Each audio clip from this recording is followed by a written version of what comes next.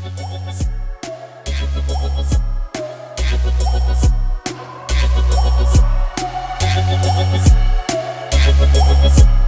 welcome back to the Gag MTB channel, you guys, and today we got a product review, a bunch of products actually. I'm going to have to refilm this over because basically, yeah, so I don't know what the hell happened to my footage. So we have the Kaiser Baas here actually. I'll go over this one first and foremost. So this is the Kaiser Baas X600. So we will be filming mainly on this one next year, or this year, sorry. As the gimbal that I had before basically was not the proper mouse, so it wasn't balanced. And I also believe that the gimbal itself was not calibrated, so there was that. And I just have to clean the lens for 1 second here. Hold on.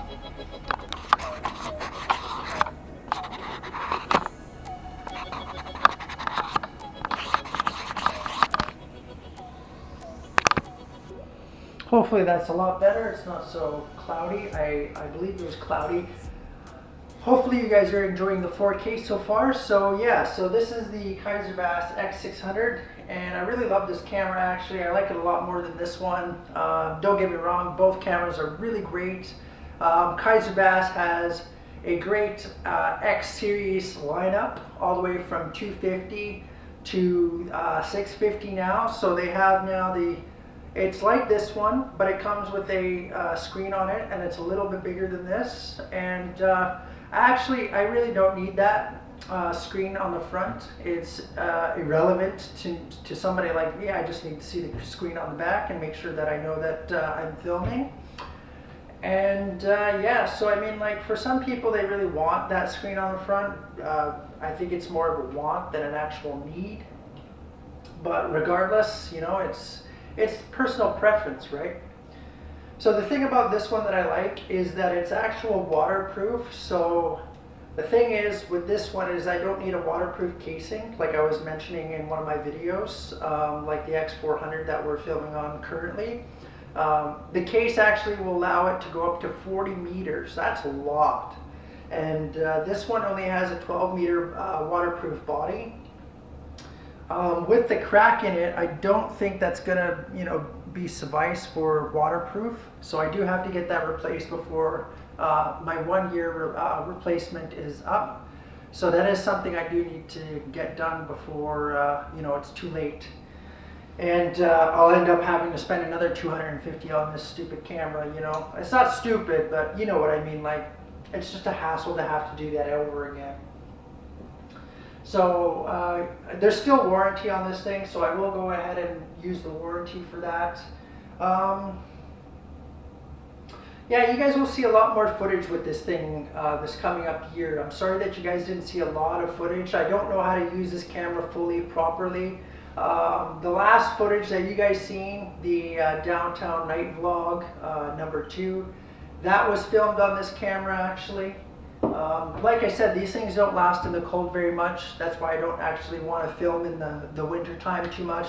It's really just kind of pointless for me to go out and then film for like, what, 15-20 minutes maximum tops, and it's really hard for me to show things when it's freezing cold outside. Like, it just really makes things difficult to do. So one of the first things that we'll get on to, or the second thing now that we've done the camera, is the Fox SpeedFrame Pro. The Fox SpeedFrame Pro is a super awesome helmet. I love this thing. It actually saved my noggin. I had a serious crash on this where I took an impact to the top of the helmet, and as you guys can see, there's no damage except for the sticker, you know, from where the other mount was sitting. The one time I did use the mount for downtown filming on the 100 subscriber film or video. What else can I say about this one? This one actually has quite a few ventings in the back. Sorry, I was going to put it away, but I guess there's more to say about this than I've just said so far. It has a pretty good visor. It kind of does the job, kind of not. I don't know. I wish it was a little bit longer. They could have done a little bit better job. I do understand that I have a mount sitting right here, so that kind of hinders the, you know, its actual purpose of helping me out. But for the most part, I really like this helmet. And from my understanding, BKXC actually uses the same helmet. He has his in white. I have mine in all black. I probably should have bought a white helmet, I guess, since all black is kind of hard to see. I mean, when you wear all black all the time, it's who the heck is going to see you when you're in trouble, right? So this year I'm going to try to dress a little bit more colorful and all that other stuff, blah, blah, blah, blah, blah, blah. And so anyways, yeah, so we have this as one of the chest mounts that I bought after the gimbal died. The motor actually burnt out on the old gimbal. So I got to get a new one for you guys. So I kind of might, maybe not, will be filming with either this one for the first little bit before the gimbal comes in, because I do have to order that. And I don't know what, you know, the products are like for this coming up here. I don't know what, sorry, excuse me, the inventory is going to be like. I haven't a clue. But the other one that I was using actually, so if you have the Stuntman chest mount, comes with this little piece. You actually screw it onto the back there because none of this is assembled. It just kind of comes plain. It does come with hardware and stuff. It comes with a couple things. Depending on which one you get, you will get like an adjustable ball thing or whatever. Screw all that crap. You know, if you got the gimbal that I'm talking about and it's got a 1/4 thread on it, you can just thread it right directly onto there. And that's probably your lightest setup that you're gonna get, and probably the most stable. It's not gonna move around a whole lot. It actually sticks to the camera, like it sticks like this or whatever. You get what I'm kind of trying to say, right? So basically, you're not gonna have a lot of weight pulling down on these two straps here. So like a lot of the time, these two straps get pulled. These two right here on the ones on your shoulders. There's my accent again. I can't say shoulder very good, so go figure. So yeah, so like basically when you guys have your gimbal, if you guys want to do the same thing that I'm trying to do, or you want to do the same thing that I'm doing, whatever it be, you know, that's one way of doing it. And then you just basically mount your camera. Don't mount it with the circle top side up. Mount it with that on the bottom. You will have to flip your footage upside down if you don't have that option on your camera. Like this one, I can mount it, I can flip the footage upside down, so even if it's like this, it'll be right side up no matter what. There's a setting on here that I can change that, which is super cool, because on the X400 I had to do it manually. I had to flip it in editing and stuff like that. So yeah, so like that was always fun to do. Not really, actually. The other thing is the toe peak multi-tool. I couldn't think of the name. Multi-tool.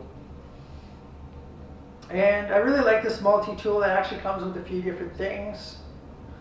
Comes with a chain breaker. These are on the bottom. There's a hexagon, hex key, or whatever you want to call them, hex keys. And with those hex keys, you can use the one side here, I believe. Yeah, this. So you stick that inside of the hex key because there's a little slot for that. And these are actually tire levers, believe it or not. I've used them a couple times. As you can see, there's the tubeless sealant. That's another thing as well. Yeah, you guys should really switch over to tubeless if you can. If you can't, try to get yourself some rims that are tubeless compatible. Not every rim is like that. I actually ran 2.4 and 2.5 on a 22 millimeter internal rim. Not suggested. I do not suggest doing that. Don't run wider tires than you actually need to. So on a 22 millimeter rim, 2.35 would be your maximum that you should run tubeless on that, and the maximum width that you should be running depending on the tire brand. Some tire brands are true to size, some aren't. I know Schwalbe is pretty true to their sizing, from my understanding. I've seen it a few times where people have done reviews. The other thing is these two. The Fox, these are the Fox Ranger, what do you call them? Knee pads. couldn't think of the name actually. I was just kind of, you know, brain fart, right? So yeah, they're pretty light.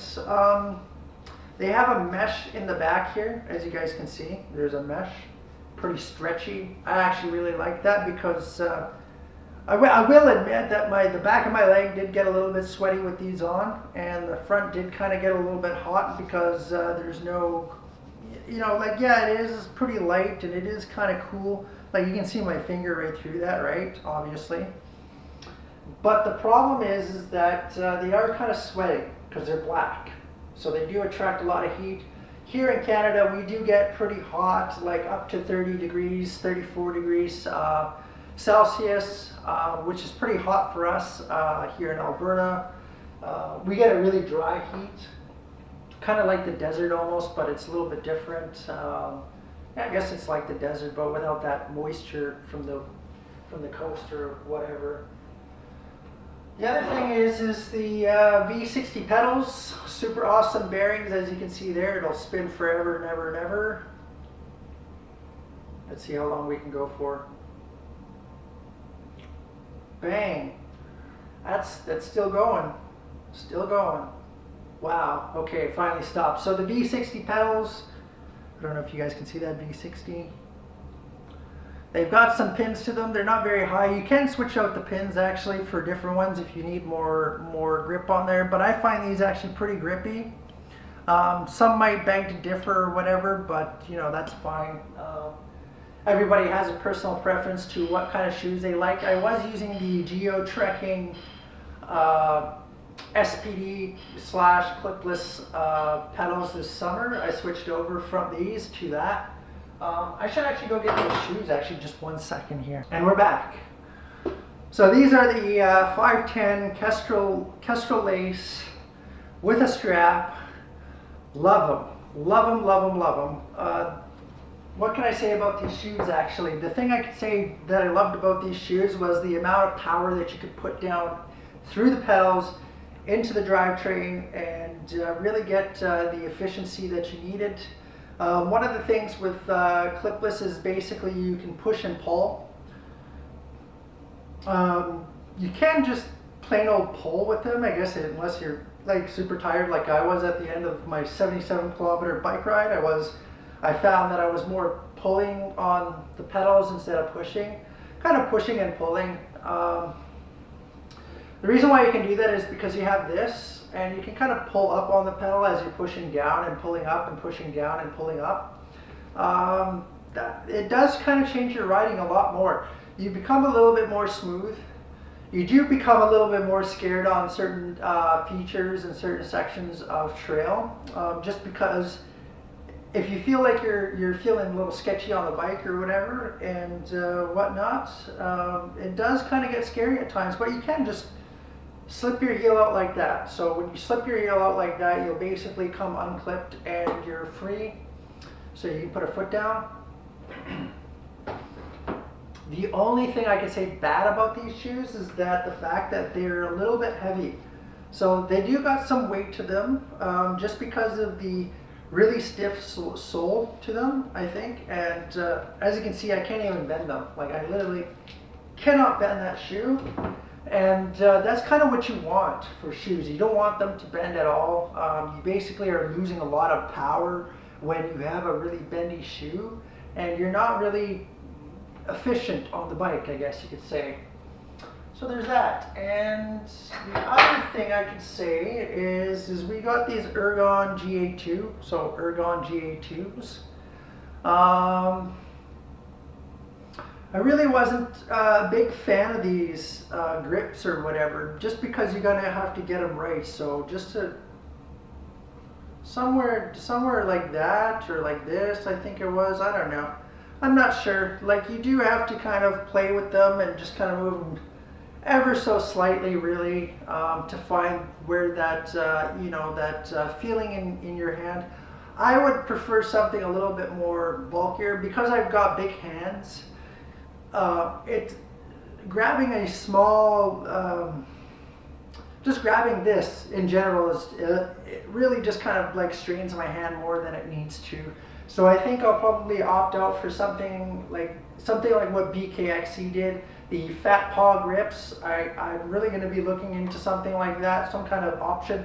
I do understand that Ergon does offer a a thicker diameter for grips in the same model, if I'm not mistaken, or a different model, the GA3s maybe. I'll have to fact check that. So yeah. Now last but not least is the Blackburn Outpost high volume any valve, whatever that means, any valve. I guess it's any, oh sorry, any valve. So you can switch this little piece out here. So let's see if I can get it out. Oh. So you can switch that out. So this is basically, you're going to use this side for your Presta, that side for your Presta, this side for your Schrader. Go ahead and pop that in like that. And bada boom, bada bing, Bob's your uncle, and you're ready to fill your tire up with some air. Just like that. So now there's a high pressure switch on the bottom, so high pressure.